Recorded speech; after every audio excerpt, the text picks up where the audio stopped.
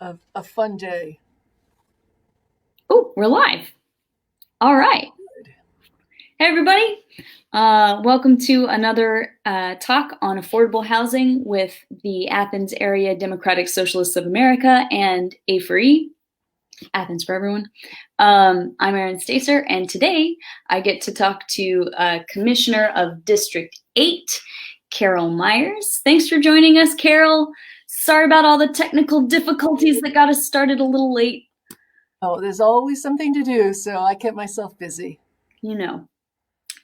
Well, I figured we'll kick off each discussion really asking the commissioners to sort of give us their take on what the housing situation kind of is in Athens right now. Do you feel like I know you're still fairly new to the commission, and I know you're doing a lot of learning, a lot of intake right now, but be curious to hear from your perspective, what the housing situation in Athens is. Um, I guess, and again, let's just repeat again that I am learning about this all. But from my perspective, I see I broke it down in a way for myself, but I see various challenges. I think there's a real challenge for affordable housing on different levels. So, and what I'm still getting my hands around is how many people are in each one of those categories. And so we have the homeless and the people who are chronically homeless, and then we have the people who are newly homeless. And I know there's a great term I was reading about last night, and it's not there. Short-term homelessness. And I think of those people as people who there's two different categories. But people who might be using shelters, might be camping outside, might be trying to find a friend's house to stay in for a while, maybe in their cars and staying in their cars for periods of time in and out. And I'm not really sure how big. I mean, I know that's a problem, and I guess the numbers don't really matter at this point because I know it exists. I think we also have our low wage workers and their housing challenges and having to spend so much on housing, such a large percentage of their income on it. And Right. again, I don't know who exactly I'm talking about, but how many. But I know I'm in a situation myself where I'm renting right now, and I have a very good rental rate.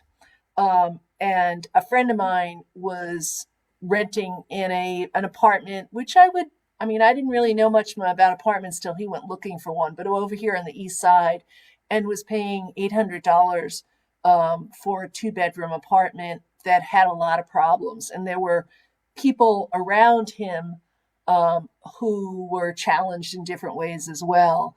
And so he was able to do that, but I'm like, if you were there and that was half your income, or even if it was whatever it was, there's the fact that it's so much, and also the quality of the housing as well, how it's kept up, how it's not respectful of individuals' lives.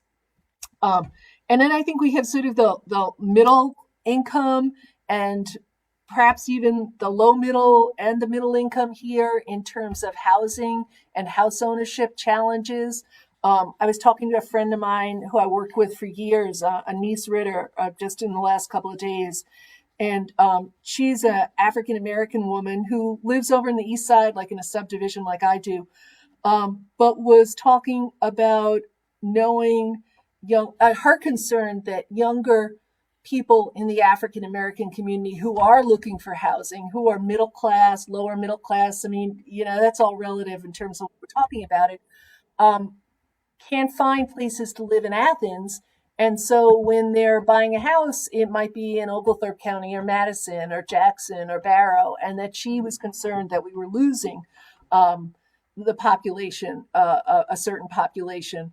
And I know that's true for myself. And my friend who was looking for houses, the kind of the housing stock that we have in Athens now for single family homes, or even buy a condo, you cannot find much for under $200,000. And we're, and we're not talking about inside the loop.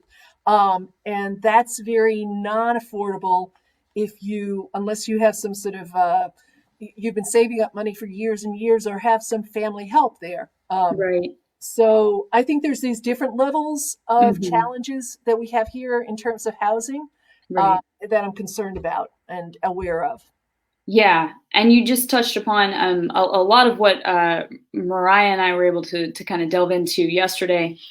In that, the housing in Athens is not necessarily unaffordable when you compare it to other places, but for the wages that people make here, very, very unaffordable for the working class.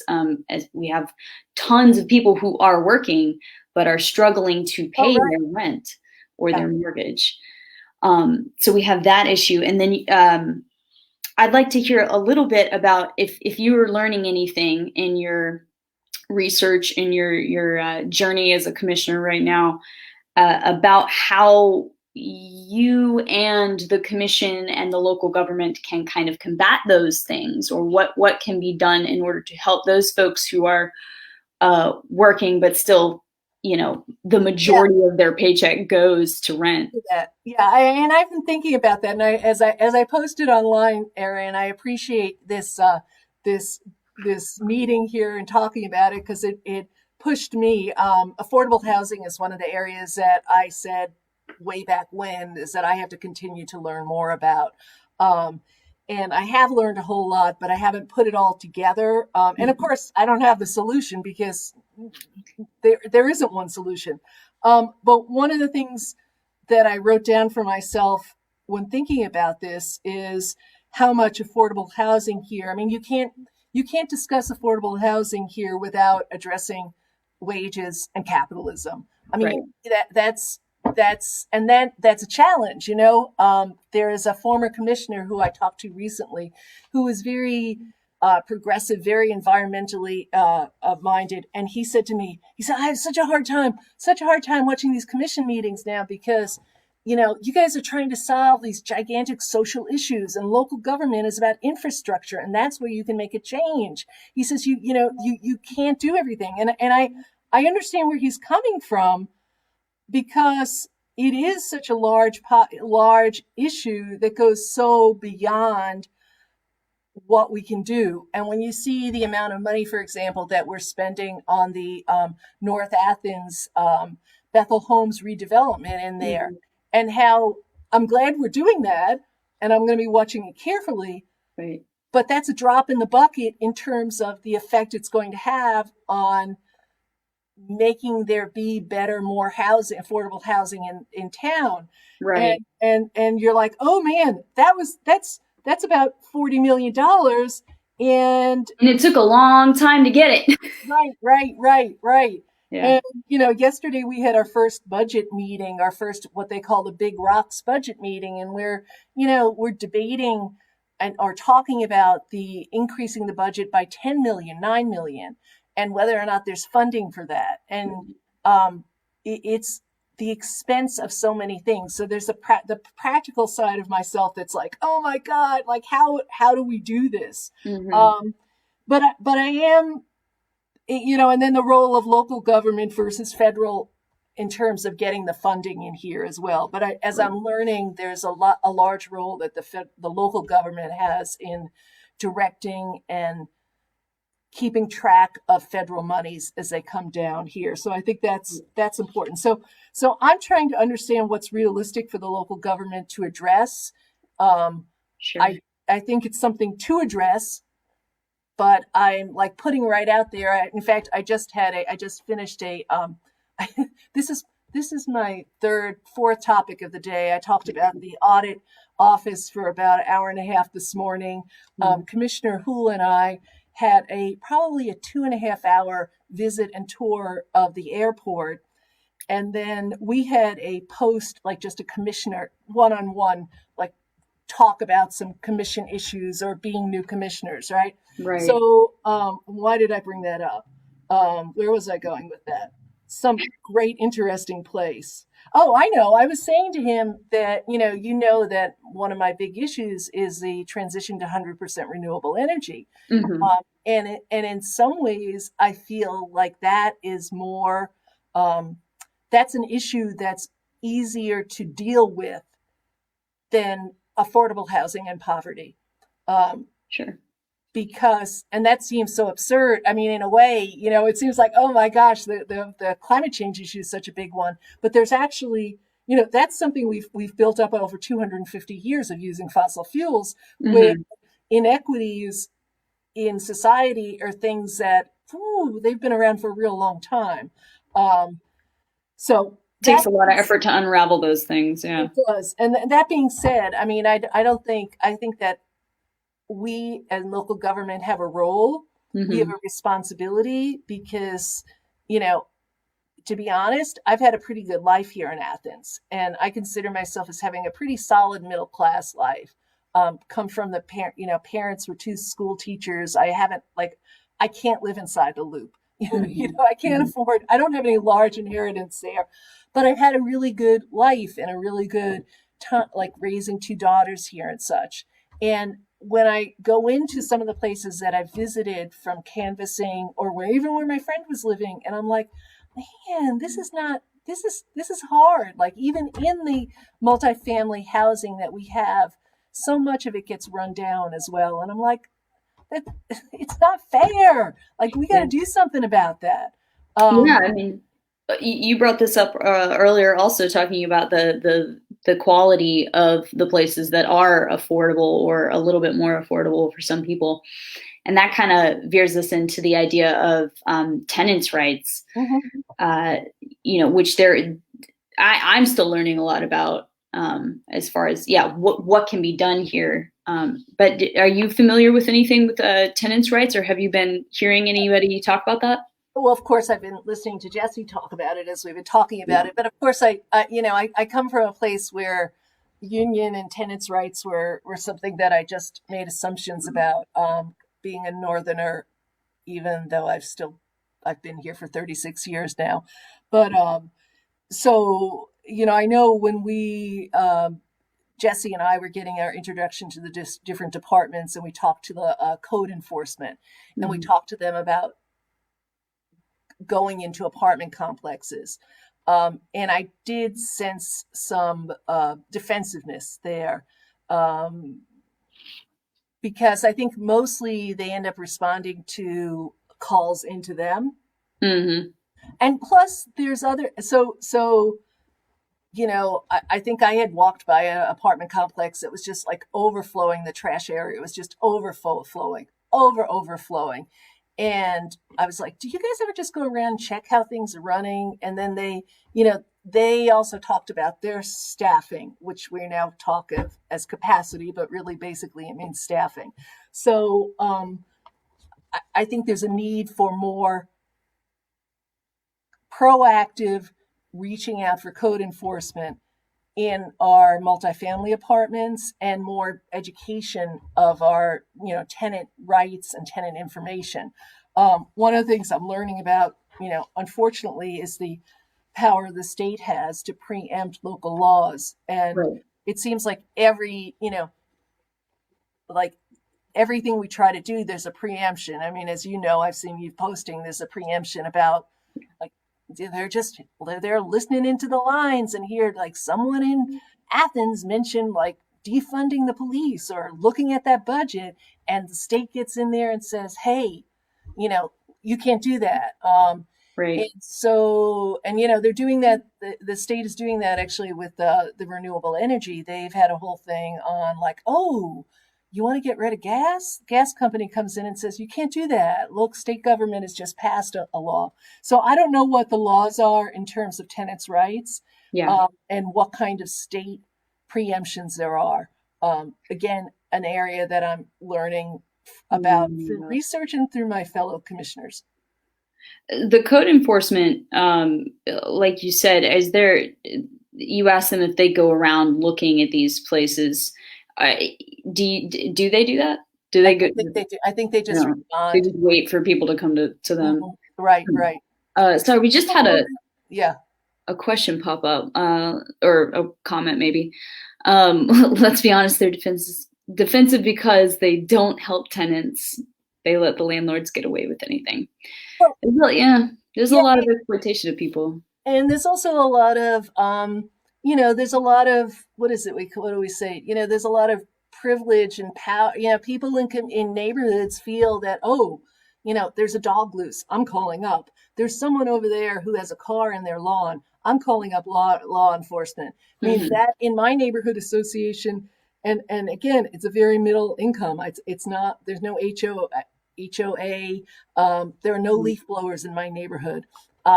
So there's, but people, if you get onto any kind of neighborhood, discussions, or you go to a neighborhood meeting, what people want to talk about is code enforcement.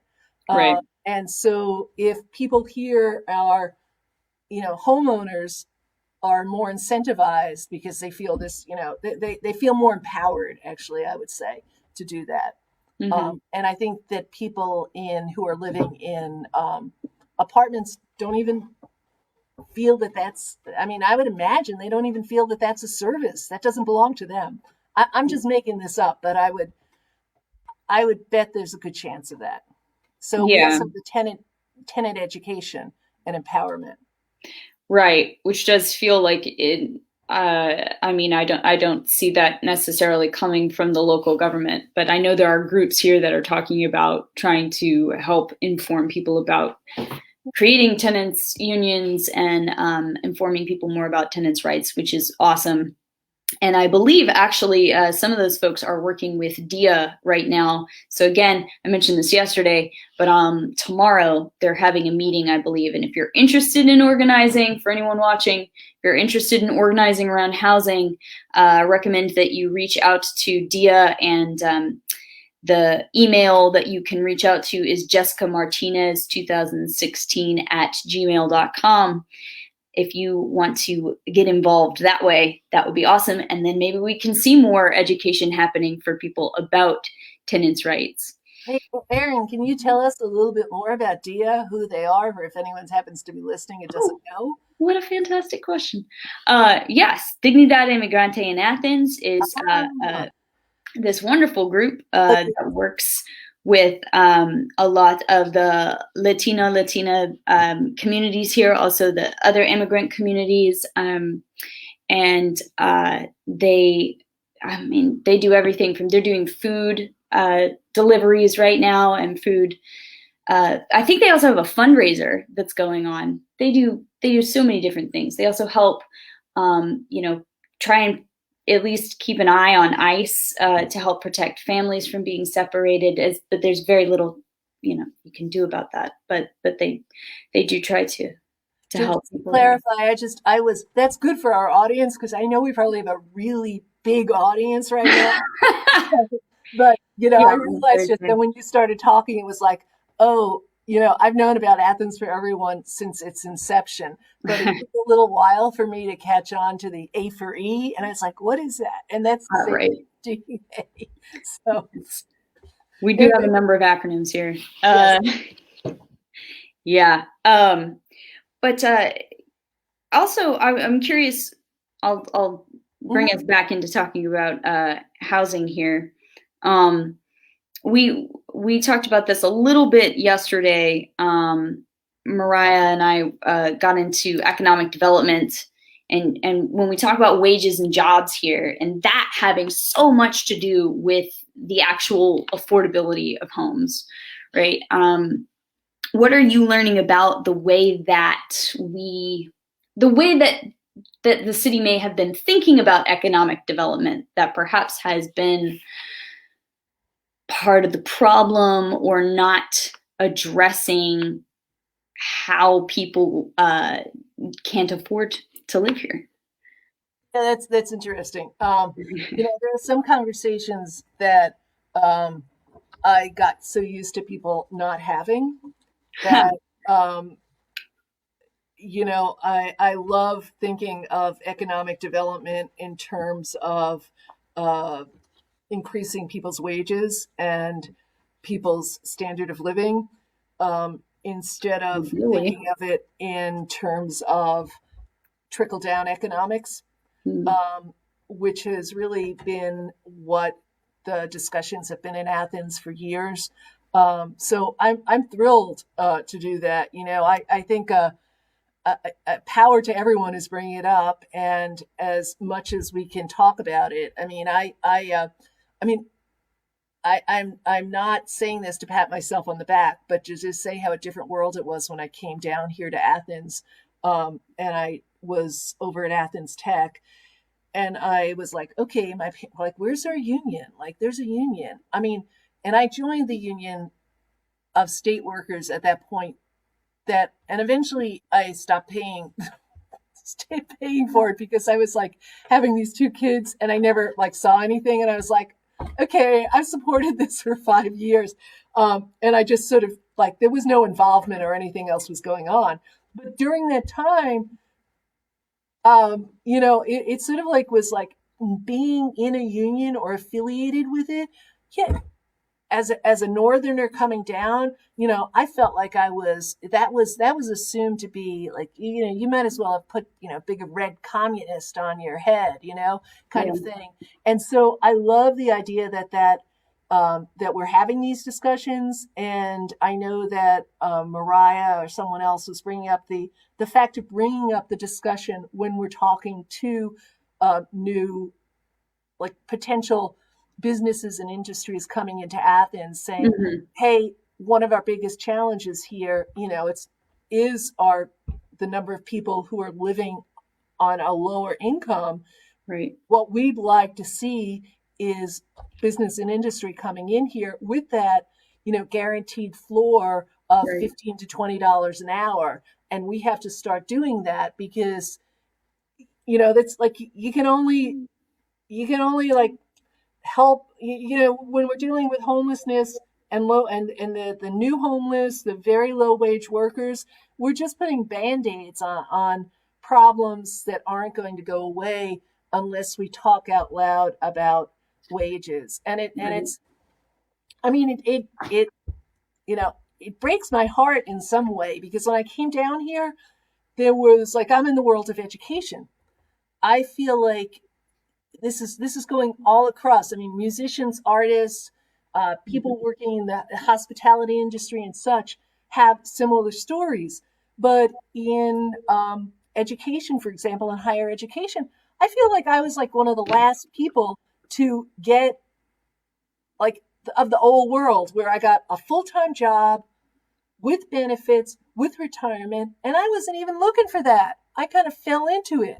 And like literally, there were very few people hired after me in my general education area of Athens Tech who started out with full time jobs without having worked as underpaid adjunct faculty for years and years, and therefore not accumulating the benefits, not having the benefits, not having the retirement. So, addressing wages, Hmm. man, it's a no brainer.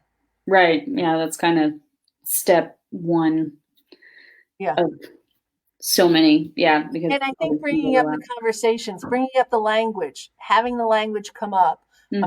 I didn't know the phrase, wage floor until fairly recently, but I love it. Like, we're going to address the wage floor here and and let's look what that is. Of course, I knew what it was. I just didn't know that jargon um, expression. But having these conversations and bringing them up and asking the questions, they're what push things to change. Yeah, absolutely. Thank you, Carol. If people want to learn more or contact you about questions they have for your district, can you let people know where they could reach out to you for You these mean kinds of like things? by repeating my phone number and my email address, or putting it in the chat? If you'd like to, or do you still have you have a newsletter, I I do believe, have a correct? newsletter, and I just learned how to make a landing page. Oh, brilliant! Great. Well done. Um, Uh, that that I've put on my Facebook, and maybe you could put it on your DSA and A4E places so that people could sign up for it. That would be great. Certainly. Yeah. We can share that around, put that in some things. Perfect. So people can sign up to the and you can email me directly as well. I prefer the ACC email because I have so many emails now. And I just put my phone number in there as well. I am, one of the things I feel really fortunate about is I get to hang out and talk to lots of people in Athens about all sorts of interesting things. And so I'm really encouraging anyone who has something they want to talk to reach out to me. Mm-hmm. I've been saying to people, developers in town, do not hesitate to reach out and say, hey, let's, you want to meet over Zoom and talk? And I want people who live in Athens to feel as at ease at doing that as they can be. And especially if you have some area that's of interest to you or knowledge, expertise, and because there's a lot for me to learn and I cannot learn it all. So I also want people to feel really at ease reaching out to me, helping me understand the subject, seeing a different perspective. Awesome. Yeah. So if anybody wants to be on this journey with Carol and learning more about how we can create more affordable housing here in Athens, you can reach out to her at carol.myers@accgov.com, and I'll share all of this stuff on our social media. And her number is 706-296-1948. Hey, I did want to mention something else while we're here that I'm Go for it. eye on it. I'm looking at. I'm also keeping my eye on the issue of green energy and affordable housing. And so, for example, tomorrow, or I don't know, I keep signing up for these webinars, but there's a lot of webinars on green affordable housing, the green job pipeline. I'm trying to learn about that. I've asked a lot of questions about the North Athens Bethel homes to make sure that sustainability was built right into that. In addition to people paying rent, they often have to pay they also have to pay their utilities. And so in the transition to 100% renewable energy rental, okay, we want to make sure that we reach out that it's a transition for everyone, and especially make special efforts to reach out to lower income parts of the community, to make sure that they are not left behind. I mean, too often when we've had massive infrastructure problems, projects, not problems, maybe they were problems too, we have done that, leaving behind those who are less well off and helping those at the top, more in the middle, solidly in the middle. So I am looking at ways and initiatives that have happened in different places in the country, what's going on with affordable housing and green energy, helping individuals make sure their houses are as tight and energy efficient as possible. Good for the planet, good for people's pocketbooks. That's a good thing.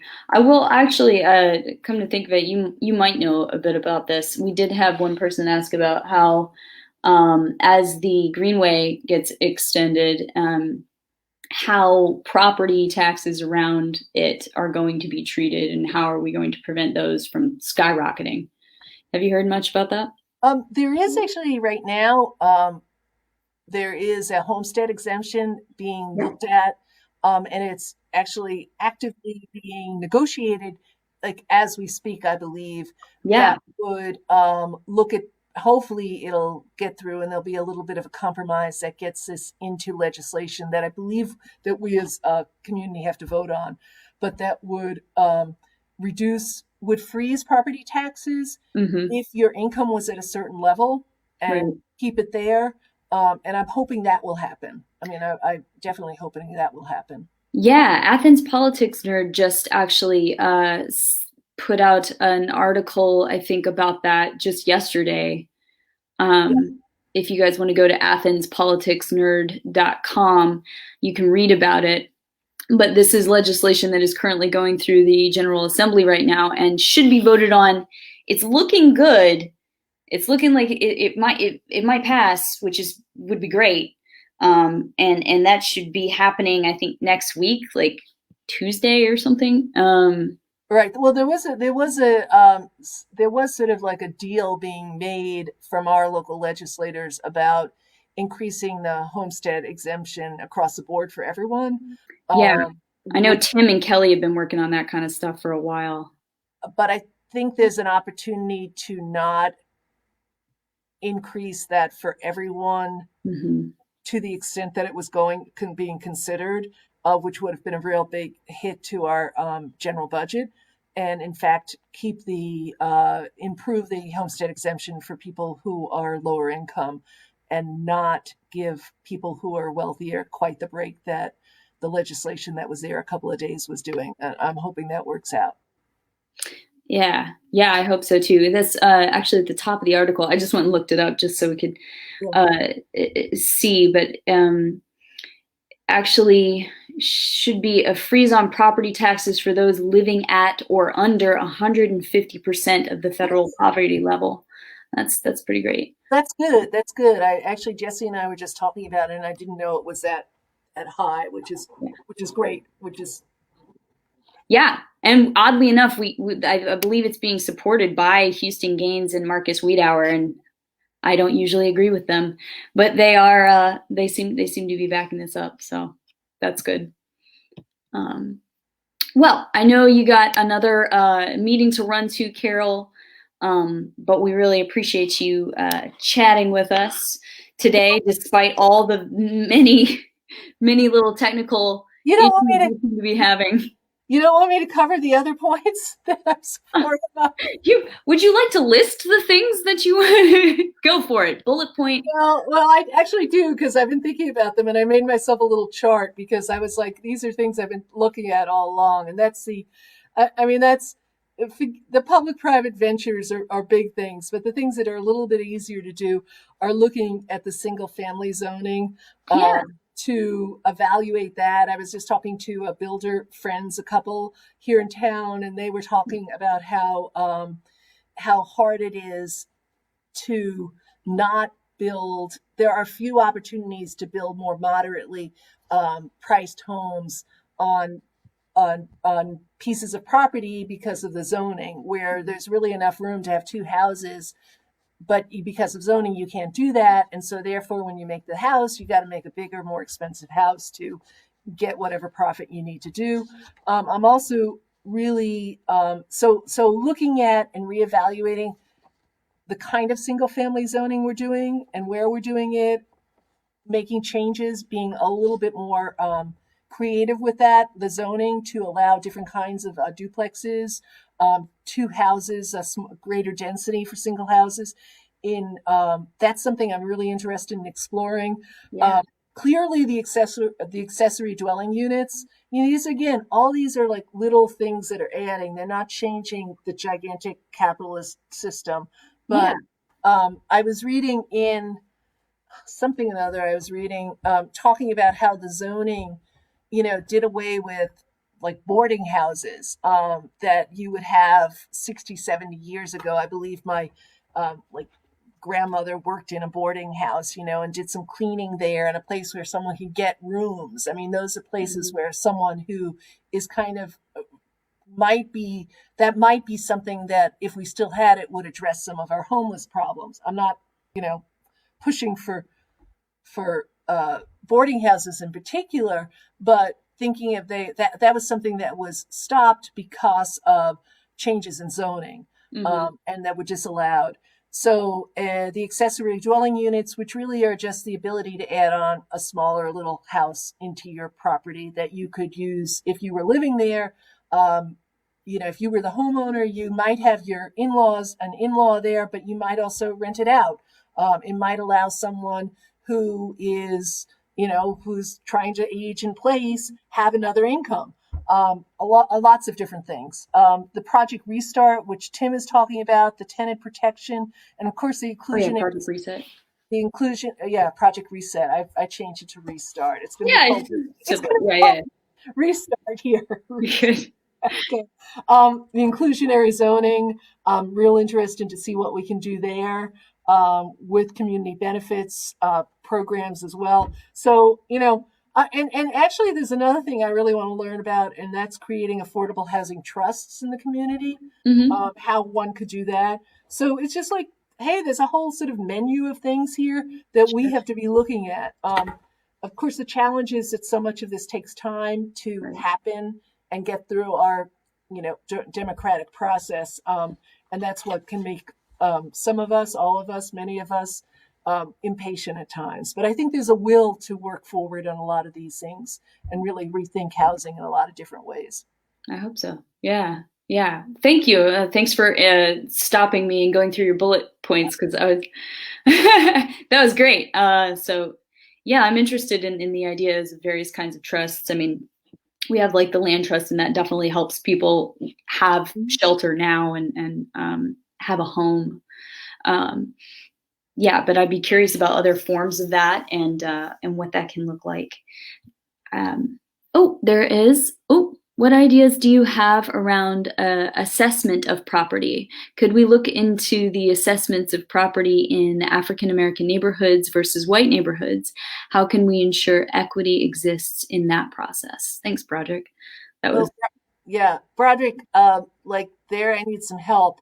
Um, are we talking about? I mean, I've read some things in some uh, how there have been inflation. I mean, in the past, there was sometimes inflation in prices in neighborhoods that became open. This is back in the 50s and 60s to um, African Americans, like it was overpriced back then. mhm. So I'm talking about like right now. Are we talking about inequities in the way they're I think so. I think that's what he's assessed? mentioning because it's definitely still happening. And there was an article I saw recently, where you know this is kind of ridiculous, right? Because white people talking about this, but Mhm. this isn't the experience we get. And for Black people, when they go and look at a house, they're told like an entirely different price, right? Than than white people might be, right? So I think yeah, that's what projects. Uh, Yeah, and I would actually add to that. I've been reading so much, and I was thinking about where I grew up in Long Island, and I just did this Google search the other day, and I found unequal Long Island, and there was a long series in Newsday about it, and there was this incredible investigation that's just happened in the last 3 years, so it is really recent. I know about redlining and just incredible like segregation in where people could get mortgages and such. But this was a fascinating study that actually had to do more with people's access to homes in different places, pairing up. It was like 79 different pairs of people with similar stories. It was like me, white woman, Black woman, same age, same background. Like they practiced the stories. There were like 79 pairs, and there was, and then going to the same, just out there. This really thorough study, and it was something like, I'm making the numbers up; they're not quite accurate, but it was like if you were Asian, you had treated differently 20% of the time. right. If you were Hispanic, it was 35, and if you were Yeah. Black, it was 49%, and it was just like Yeah. it, The inequities and still very much exist. what was so telling. I mean, what was interesting in this expose, like on this, was that you don't know it exists. Like the woman who was my age, African American woman, she's like, oh, I was like, we were having a nice conversation and getting along, but they didn't show me houses in this neighborhood or in this town, Right. or asking for pre-qualifications. Like with some people, were if they were African American, they had to have a pre-qualification. Can't take you out. If No, they were white, it was like, you got to get that, but let's start looking at houses. So absolutely. yeah, I mean, and the other thing, actually, in terms of what Broderick was saying with assessment, there's ongoing like education that you're supposed to do as a commissioner, or that you can do. And I just signed up for like there's a basic commissioner continuing education set of 10 classes, and they're having some in April, but I shied away from, like, they're over 3 days, and I signed up for 3 of them, and I don't know what they were, but there was one on property assessment, and I was like, oh my God, 2 days of that. But now Broderick's question makes me think, hey, I have to cover that to get this certification, but I wasn't ready for 2 days of property assessment. But that makes me interested in looking into that. I mean, I would be fascinated. Yeah, yeah, what yeah, they told you about. yeah, yeah. So, and Broderick, if you're listening, that's definitely something I need to know more about. So please reach out, share, or I'll reach out to you as well.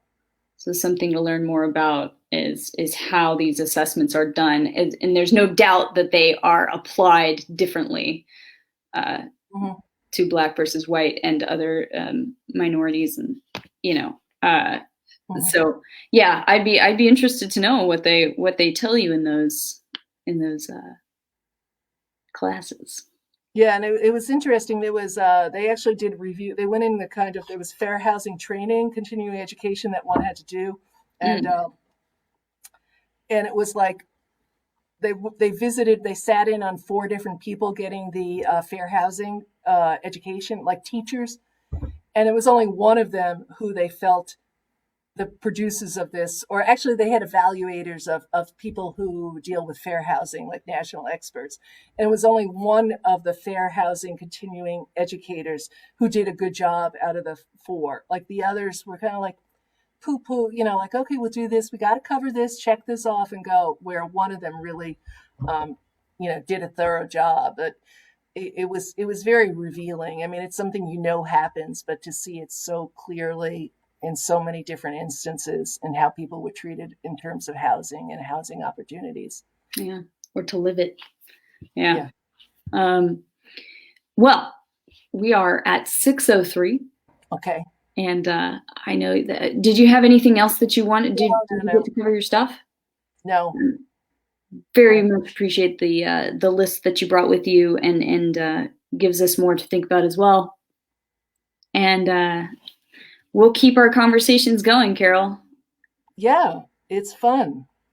And I'm lucky to be able to do this. So thank you. Thanks for being with us. Okay. Have a good one. Take care. Bye, y'all.